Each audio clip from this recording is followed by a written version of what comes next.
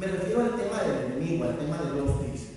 Y es un tema al que se le ha otorgado muy poquita importancia de parte de todos los colegas que estudian esta cosa del derecho penal. Miren, ustedes conocen a algún penalista, yo conozco muchos. Y los penalistas dicen que ellos, entre más penalistas alemanes reciben, más penalistas son. Entonces de repente llegan y se ponen a hablar de Roxin, de Jacobs, de Struensee, de Feuerbach, de Belzel, y le empiezan a dar una serie de doctrinas, y ellos se consideran muy penalistas porque además hasta hablan del alemán. Y entonces ellos, en vez de decir tipo, dicen Fam es Fam. Y dicen, no, hombre, este es penalista severo, habla alemán. Pero el tema, yo siempre le digo a todos mis amigos penalistas, que son muy buenos, oye, y ya me hablaste del finalismo, funcionalismo, causalismo, neocausalismo, irracionalismo, y del enemigo no me hablas. ¿Y qué creen? Que curiosamente las doctrinas de Roxin y de Jacobs de imputación objetiva culminan con un derecho penal de peligrosidad, fundamento dogmático del derecho penal del enemigo. Entonces, ellos hablan mucho de la dogmática, pero se les olvida que su corolario de esa teoría es el derecho penal del enemigo. Oigan, ¿qué decir de los penitenciaristas? A mí me gusta mucho el tema penitenciario.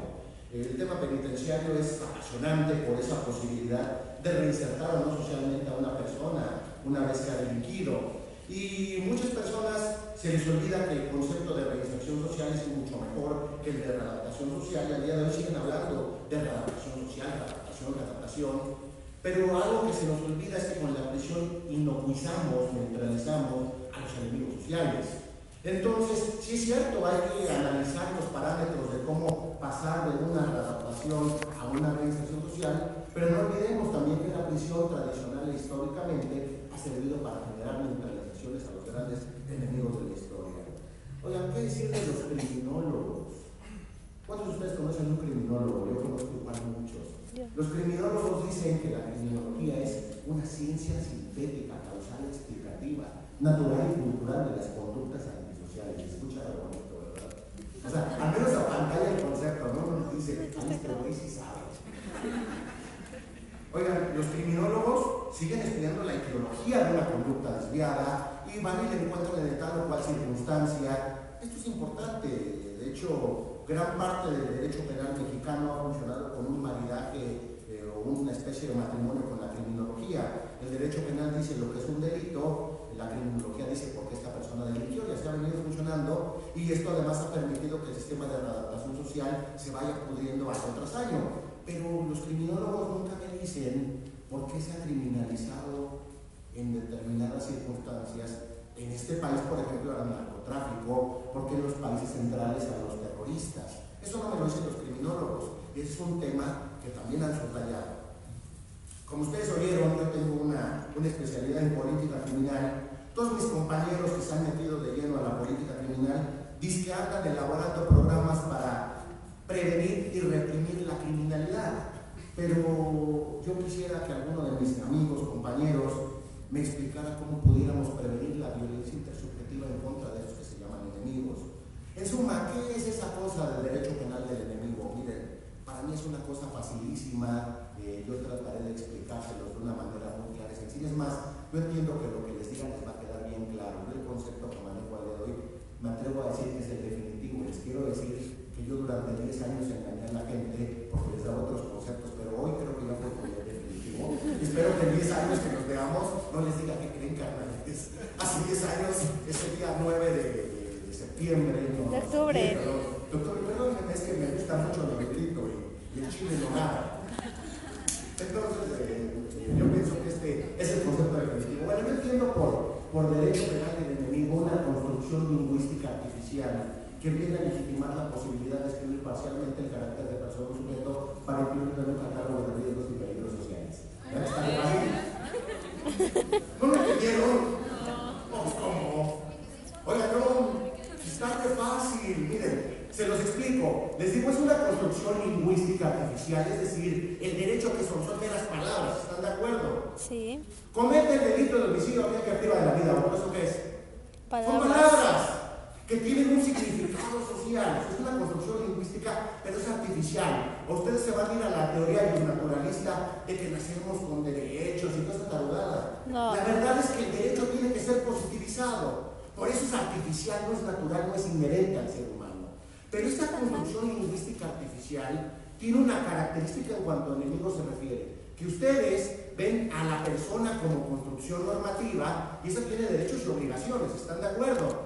Pero resulta que para el derecho penal del enemigo ese es una no persona, es decir, no lo podemos tratar igual que a los otros delincuentes. En cuanto a obligaciones tiene la misma, en cuanto a derechos no tiene los mismos. Eso es un derecho penal del enemigo. Normas de excepción, normas que vienen a darle legitimidad a una excepción a derechos fundamentales. Eso es un derecho, como ven, yo como soy medio farol, pues dije que es una construcción lingüística tal, para que vean que pues sí me furula la ardilla. Esa es la verdad, pero bueno, derecho penal del enemigo son normas que vienen a coartar determinados derechos fundamentales. No podemos tratar igual al narcotraficante, al secuestrador, que aquel que anda robando gancitos aquí en el metro. No se les puede dar el mismo tratamiento, dicen las autoridades. Eso es un derecho penal de enemigos. ¿Cuáles son las características de un derecho penal del enemigo? Ustedes, ¿cómo encuentran una norma? ¿Cómo la pueden identificar? Bueno, primero, ya se los acabo de decir, la más importante, porque se reducen, se suspenden, se acotan determinados derechos de esos que Ferraioli le llama fundamentales. Esa es la primera gran característica. Segundo, se anticipa la punibilidad a actos meramente preparatorios. ¿Cuántos de ustedes conocen el Intercrimen? Y si no me digan si es la revista de Lina, por favor. ¿Cuántos conocen el Intercriminis? Aunque sea denme el avión, ahorita se los voy a aplicar, a ver, va de nuevo. ¿Cuántos conocen el Intercriminis? Chihuahua. El intercriminis, como saben, es el camino que sigue el delito desde el momento en que se idea en la mente del sujeto y se consume en el mundo material. Tiene fases internas y externas. El tema es la fase externa. Ustedes van a llegar a un momento en que preparan el acto delictivo. El derecho penal del enemigo anticipa la punibilidad al momento de preparación. Y ojo, no me refiero a la ejecución imperfecta o tentativa, me refiero a la preparación del acto preparatorio. ¿Ustedes han leído la Ley General de Salud en materia de narcomenudeo? Más o menos. Bueno, sí, ¿no? Ya saben que es producir, suministrar o comerciar narcóticos en cantidades tales que multiplicadas por 1000 no sean los montos de la tabla, es palabras más, palabras menos. A ver, ustedes conocen a Alejandro Zúñiga, ¿verdad? Que está acá. Sí. No. Imagínense que Alejandro es mi dealer. Y entonces yo le digo, oye Alejandro, ¿cuánto me vas a cobrar por... ¿Qué me quieres vender? ¿Unas tachas?